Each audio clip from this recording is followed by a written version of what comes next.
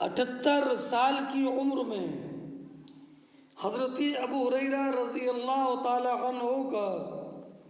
سن 59 ہجری میں مدینہ طیبہ میں وصال ہو گیا اور جنت البقیع میں ان کو دفن کیا گیا۔ اب آپ حضرت ابو ہریرہ رضی اللہ تعالی عنہ سے جو روایتیں وہ سنیے، یہ بیان فرماتی ہیں کہ نبی کریم علیہ الصلاۃ والسلام نے ارشاد فرمایا، الایمان بضع و ستون شعبہ۔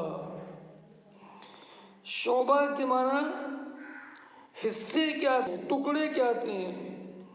اور یہاں پر شعبے سے مراد وہ اعمال صالحہ ہے جو کہ علامت ایمان ہے۔ ایک دوسری روایت میں ابو ہریرہ نے یہ کہا کہ نبی کریم علیہ الصلاۃ والسلام نے ارشاد فرمایا، ایمان کے 70 سے زیادہ شعبے ہیں، ان میں سے اعلیٰ شعبہ لا الہ الا اللہ کہنا یعنی کلمہ طیبہ پڑھنا، اور ادنا شعبہ اماطۃ الاذی عن الطریق، تکلیف دہ چیز کو راستے سے ہٹا دینا۔ یہاں پر جو روایت ابو ہریرہ سے ابو سعید نے روایت کی ہے، اس میں یہ ہے کہ انہوں نے فرمایا، الایمان بضع و ستون شعبہ، ایمان 60 سے ایمان کے 60 سے زیادہ شعبے یعنی ایمان کے 60 سے زیادہ وہ اعمال صالحہ ہیں جو کہ علامت ایمان ہیں۔ اب یہ 60 سے زیادہ ایمان کی علامتیں وہ اعمال ہیں جو ایمان کی علامتیں، تو یہاں پر 60 میں حصر مقصود نہیں ہے، بلکہ مراد یہ ہے کہ ایمان کی علامت بہت سارے اعمال ہیں، تکثیر مراد ہے۔ اس لیے بعض روایتوں میں 60 سے زیادہ کا ذکر ہے اور بعض روایتوں میں بضعۃ و سبعون کا ذکر ہے، تو مراد حصر نہیں ہے۔ بضع کا اطلاق 3 سے 9 تک ہوتا ہے۔ اب فرمایا اگلا جملہ، والحیاء شعبۃ من الایمان، اور حیا ایمان کا حصہ ہے۔ یہاں پر حیا سے مراد شرعی حیا، یعنی وہ کیفیت جو انسان کو برائی کرنے سے روکتی ہے اور اعمال صالحہ کی بجا لانے پر ابھارتی ہے، حیا شرعی ہے۔ لیکن وہ حیا جو حیا کے انسان کو نیکی کرنے سے روکے، نماز پڑھنے سے جو شرم آئے، یا سچ بولنے میں شرم آئے، یا قرآن مجید کا پڑھنا سیکھنا اس سے شرم آئے، تو یہ حیا شرعی نہیں ہے۔ اور یہاں پر حیا سے مراد حیا شرعی ہے، معنی والحیاء شعبۃ من الایمان، اور وہ حیا جو انسان کو برائیوں سے روکتی ہے وہ ایمان کا حصہ ہے۔ اب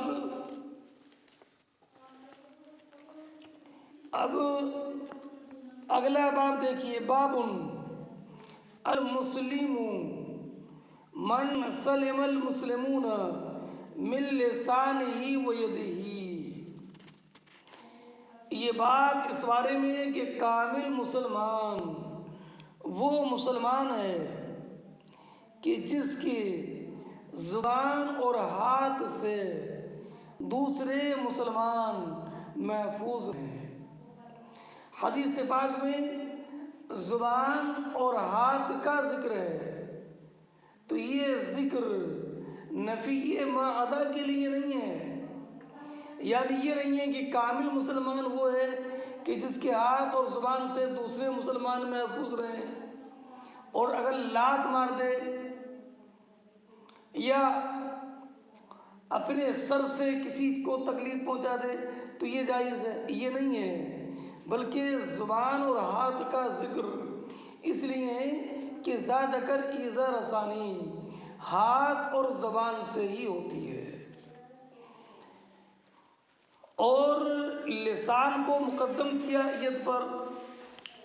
اس لیے کہ لسان سے اذیت عام طور پر ہاتھ سے زیادہ ہوتی ہے، اور دوسری تخصیص کی وجہ یہ ہے کہ ہاتھ سے ایذا اسی کو پہنچائی جا سکتی ہے جو کہ سامنے موجود ہو، برخلاف زبان کے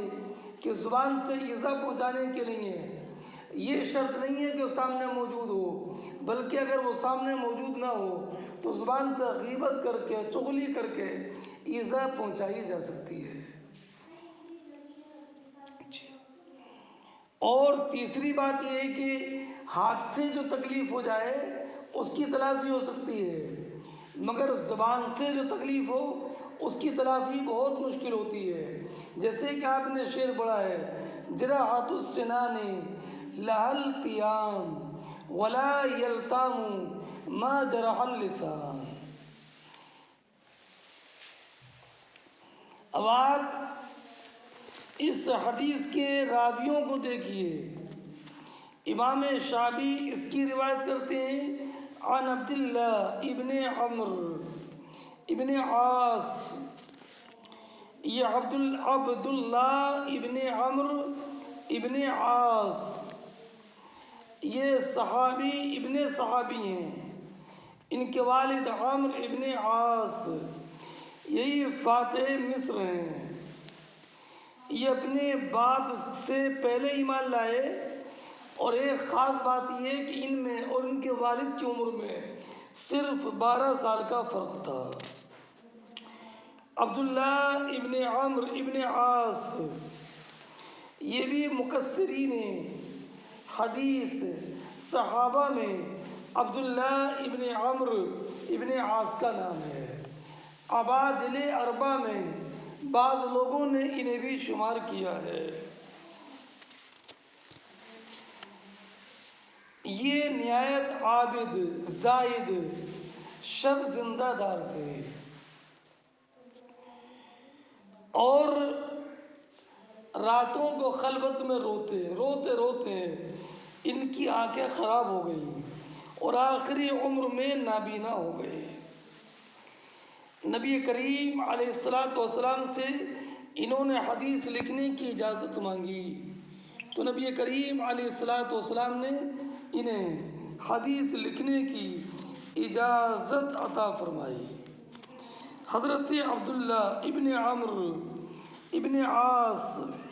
ان سے 700 حدیثیں مروی ہیں۔ مکہ مکرمہ میں، اور ایک روایت یہ کہ مصر میں سن 63 یا 65 ہجری میں 72 یا 73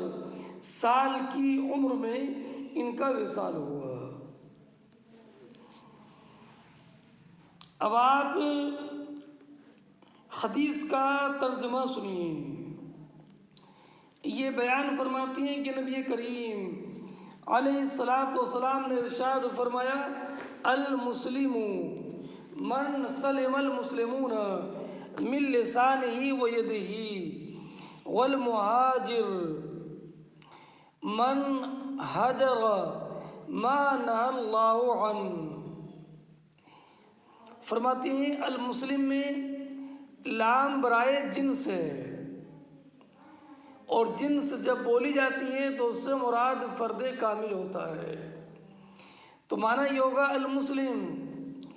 کامل ترین مسلمان وہ ہے جس کے ہاتھ اور جس کی زبان اور جس کے ہاتھ سے دوسرے مسلمان محفوظ رہیں۔ ایک بات آپ ذہن نشین رکھیے کہ اس کا یہ مطلب نہیں ہے کہ جس کی زبان اور ہاتھ سے دوسرے مسلمان محفوظ نہ رہیں وہ مسلمان نہیں، یہ مراد نہیں ہے، بلکہ ایسے موقع پر مراد ہوتا ہے فرد کامل۔ تو معنی یہ ہوا کہ جس کی زبان اور جس کے ہاتھ سے دوسرے مسلمان محفوظ رہیں وہ مسلم کامل ہے، اور اگر کسی کے زبان اور ہاتھ سے دوسرے مسلمان کو تکلیف پہنچے تو وہ مسلم تو ہے لیکن مسلم کامل نہیں۔ یہ طرز کلام ہے کہ جب کسی صفت حمیدہ کا اثبات اس صفت حمیدہ کے بجا لانے پر ابھارنے کے لیے ہوتا ہے تو جنس کو اسی کے ساتھ خاص کر دیتے ہیں، ہے نا؟ تو یہاں پر مراد یہ ہے کہ کامل مسلمان وہ مسلمان ہے کہ جس کی زبان اور جس کے ہاتھ سے دوسرے مسلمان محفوظ رہیں۔ اور میں نے بتایا تھا کہ ان دونوں کا ذکر یہ حصر کے لیے نہیں ہے، بلکہ ان دونوں کا ذکر یہ اس لیے ہے کہ چونکہ ذاکر تکلیف زبان اور ہاتھ سے ہوتی ہے، اور مراد یہ ہے کہ کامل مسلمان وہ ہے کہ جس سے کسی مسلمان کو کسی بھی طرح، کسی بھی وقت، کسی بھی حیثیت سے کوئی دوسرے مسلمان کو تکلیف پہنچانے سے محفوظ رہے۔ جیسے ایک حدیث میں نبی کریم نے فرمایا المسلم اخو المسلم فمن استطاع منکم ان ينفع اخاہ فلینفعہ، ایک مسلمان دوسرے مسلمان کا بھائی ہے تو جس سے یہ ہو سکے کہ وہ اپنے مسلمان بھائی کو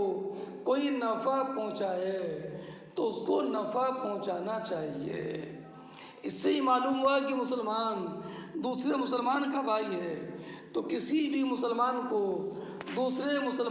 کسی بھی مسلمان کو یہ روا نہیں ہے کہ وہ اپنے دوسرے مسلمان بھائی کو تکلیف پہنچائے۔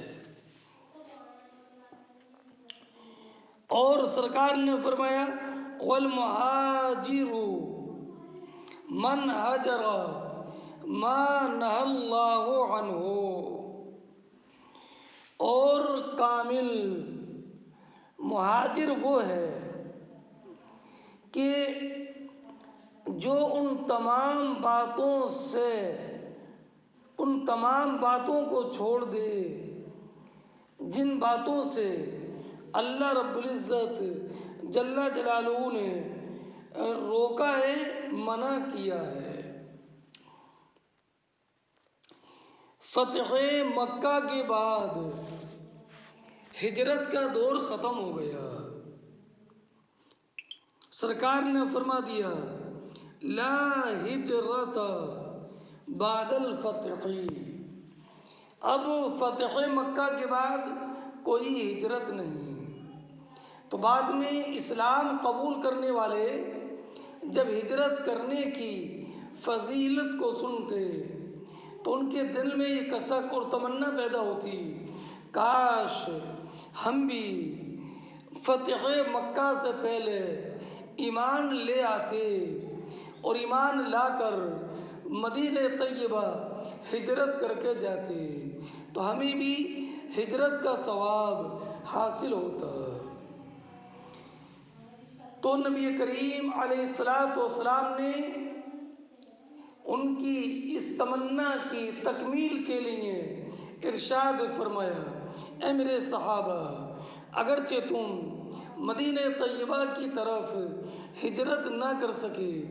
لیکن اگر تمہیں ہجرت کا ثواب پانا ہے تو سنو المہاجر من ہجر ما نہى اللہ عنہ، کہ کامل مہاجر وہ ہے کہ جو اللہ رب العزت کی منہیات کو چھوڑ دے، یعنی اگر منہیات شریعہ کو چھوڑ دے تو اس کے لیے بھی ہجرت کا ثواب ہے۔ اور یہ دوسرا معنی یہ ہے کہ اللہ رب العزت کے پیارے حبیب نے اس جملے سے مہاجرین کو تلقین فرمائی ہے کہ صرف مدینہ طیبہ کی طرف ہجرت کر لینا کافی مت سمجھنا، ہجرت کرنے کے بعد جتنے منہیات شرعیہ ہیں ان کے ارتکاب سے بچنا اور جتنے مامورات شرعیہ ہیں ان کی بجا آوری میں کوتاہی مت کرنا۔ کامل مہاجر وہ ہے جو ان تمام باتوں کو چھوڑ دے کہ جن کو اللہ رب العزت نے منع فرمایا ہے۔